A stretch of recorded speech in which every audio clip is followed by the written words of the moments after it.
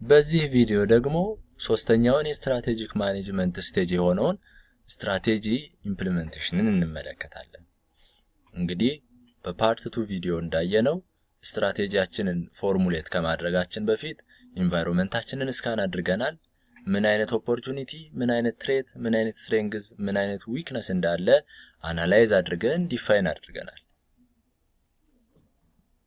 እነዛን ነገሮች ከቪዥናችን፣ ሚሽናችን፣ ሎንግ ተርም ኦብጀክቲቫችን ጋር ማች በማድረግ ኦልተርኔቲቭ የሆኑ ስትራቴጂዎችን ዴቨሎፕ አድርገናል። ዘን ከዛ ውስጥ ደግሞ ቹዝ አድርገን ስትራቴጂያችንን ፎርሙሌት አድርገናል።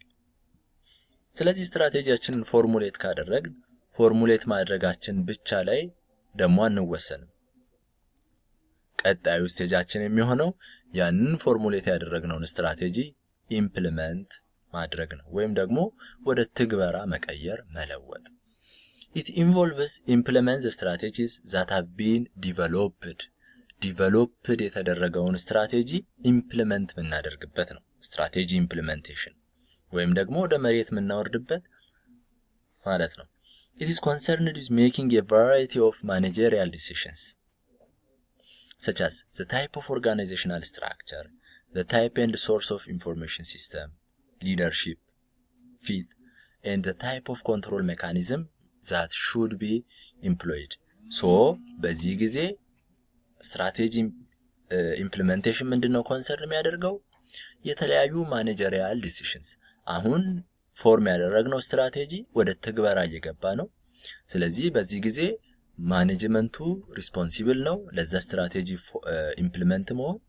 ስለዚህ ቫራይቲ ማኔጀሪያል ዲሲሽኖች ይሰጣሉ ኦርጋናይዜሽናል ስትራክቸራችን ላይ፣ ኢንፎርሜሽን ሲስተማችን ላይ፣ እነዚህ ነገሮች ላይ።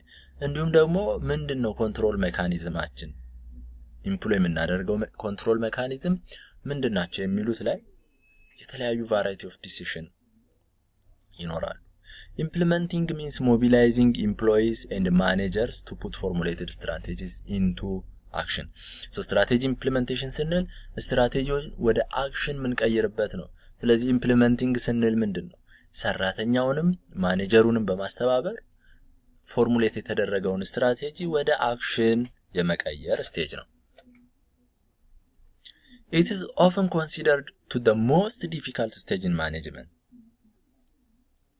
ፎርሙሌት ማድረግ ላይ ሲምፕል ነው፣ በቀላሉ ፎርም እናደርገዋለን። ነገር ግን ዋናውና ዲፊካልት የሆነው ስቴጅ ምንድነው? ኢምፕሊመንት ማድረግ ነው። ለዛ ነው the most difficult stage in management የሚለው። ምክንያቱም ፐርሰናል ዲሲፕሊንን ይፈልጋል።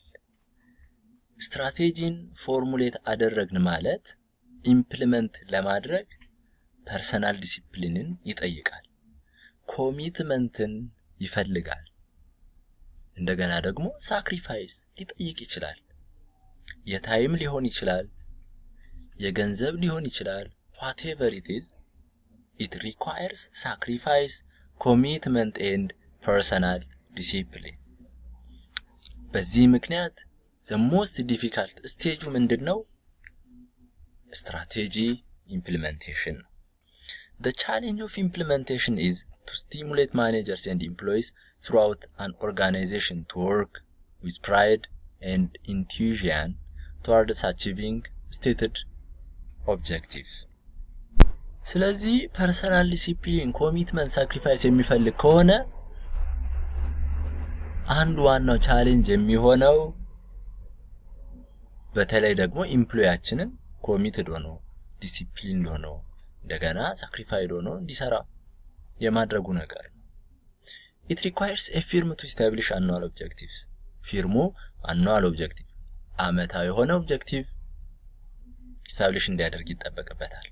because ስትራቴጂ ስንል ሎንግ ተርም ስለሆነ ሎንግ ተርሙን በአንዴ ወደ መሬት ማውረድ አንችልም። ከፋፍለን አኑዋሊ መስራት ይኖርብናል። ፖሊሲዎችን ሪቫይዝ ማድረግ ይጠበቅብናል። ፖሊሲ ስንል ደግሞ አኑዋል ኦብጀክቲቭን ምን ተገብርበት መንገድ ነው። ፖሊሲ ደግሞ ስንል ሞቲቬት ኢምፕሎይስ ኢምፕሎያችንን ሞቲቬት ማድረግ ወደ ጎሉ እንዲደርስ ማድረግ allocate resources so that formulate strategies can be executed ስትራቴጂው ኤግዚኪዩት የሚደረግበትን ሪሶርስ አሎኬት ማድረግ ይጠበቅብናል ማለት ነው። ስለዚህ ስትራቴጂ ኢምፕሊሜንቴሽን ላይ ምን አለ? አንደኛ ዴቨሎፒንግ የስትራቴጂ ሳፖርቲቭ ካልቸር አጠቃላይ ወርክ ኢንቫይሮንመንታችንን ወርክ ካልቸራችንን ስትራቴጂን ዴቨሎፕ የማድረግ ሳፖርቲቭ ስትራቴጂያችንን ሳፖርት የሚያደርግ ካልቸር ዴቨሎፕ ማድረግ ኢፌክቲቭ የሆነ ኦርጋናይዜሽን ስትራክቸርን ክሬት ማድረግ ማርኬቲንግ ኢፈርትን ሪዳይሬክት ፕሪፔሪንግ በጀት እኚህ የመሳሰሉት ስትራቴጂ ኢምፕሊሜንቴሽን ላይ ያለው ነው ማለት ነው። ነገር ግን ስትራቴጂውን ኢምፕሊሜንት እያደረግ አይዘር ስትራቴጂው በትክክለኛ ሁኔታ ኢምፕሊሜንት እየተደረገ ሊሆን ይችላል ኦር ደግሞ ደካማ ሁኔታ ውስጥ ልንሆን እንችላለን። ስለዚህ ምን መደረግ አለበት ማለት ነው? ስትራቴጂው ሁሌም ቢሆን ኢቫሉዌት መደረግ አለበት። the final stage strategy evaluation ነው። strategy evaluation is the final stage in strategic management. Managers greatly need to know when particular strategies are not working well. ምንድነው እየሰራ ያልሆነው የሚለውን ማኔጀሮቹ ማወቅ አለባቸው። all strategies are subject to future modification because ሁሉም ስትራቴጂ future modification ላይ መግባታቸው አይቀርም ወይም ሞዲፋይ መደረጋቸው አይቀርም። ለምንድነው የሆነው? ኤክስተርናል እና ኢንተርናል ፋክተሮች ኮንስታንትሊ ቼንጅ የሚሆኑ በመሆናቸው ዛሬ ኦፖርቹኒቲ ያልነው ኤክስተርናል ኦፖርቹኒቲ ነገ ትሪት ሆኖ ሊጠብቀን ይችላል። ዛሬ ስትሬንግዛችን ነው ያልነው የኦርጋናይዜሽናችን የሆነ ካልቸር ነገ ላይ ዊክነስ ሆኖ ሊጠብቀን ይችላል። ስለዚህ ፋክተሮቹ ስለሚቀያየሩ ስትራቴጂዎችም ለምን ተጋላጭ ናቸው ይለናል? ለፊውቸር ሞዲፊኬሽን ተጋላጭ ናቸው። ታዲያ በምን አይነት መንገድ ነው ስትራቴጂያችንን ኢቫሉዌት ማድረግ የምንችለው ስንል የመጀመሪያው ኤክስተርናል እና ኢንተርናል ፋክተሮቻችን አሁን ከረንት ስትራቴጂውን ፎርሙሌት ያደረግንባቸው ቤዞቻችን እነዛ ኢንቫይሮንመንታችን እስካን ያደረግናቸው ኢንተርናል እና ኤክስተርናል ፋክተሮችን ሪቪው ማድረግ ነው። የመጀመሪያው ስቴጃችን ይሄ ነው። ትሪት ያልነው ነገር ስጋት ያልነው ነገር አሁንም በስጋትነቱ ቀጥሏል ወይስ ኦፖርቹኒቲ ያልነው ነገር አሁንም ኦፖርቹኒቲያችን ነው ወይስ ደግሞ በሌላ ፋክተር ምክንያት ያ ኦፖርቹኒቲያችን ጠፍቷል? ኢንቫይሮንመንታችን ምን ይመስላል? ኢንተርናሊ ስትሬንግዝ ያልነው ነገር አሁን ላይ ምን ላይ ደርሷል? ለምሳሌ ሰራተኞቻችን በጣም ጠንካሮች ናቸው ብለን ይሄንን እንደ ስትሬንግዝ ወስደን ሊሆን ይችላል። ነገር ግን እነዛ ሰራተኞች በጠቅላላ ቢለቁ ለከረንት ስትራቴጂያችን ጥንካሬ ብለን የወሰድነው ነገር አሁን ላይ ያ ስትሬንግዝ የለም ማለት ነው። ሰራተኞቻችን እንዳለለቀዋል ዊክ የሚባል ፖዚሽን ላይ ገብተናል። ስለዚህ ሪቪው እናደርገዋለን። ሪቪው ካደረግን በኋላ ቀጣዩ ስቴጃችን የሚሆነው ወይም ቀጣዩ ስቴፓችን የሚሆነው ፐርፎርማንስ ሜዠር ማድረግ ነው።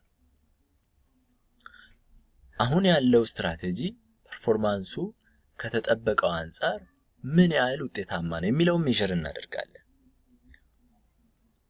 ይሄንን ካደረግን በኋላ ፋይናል ስቴጃችን የሚሆነው ኮሬክቲቭ የሆነ አክሽን ቴክ ማድረግ ነው።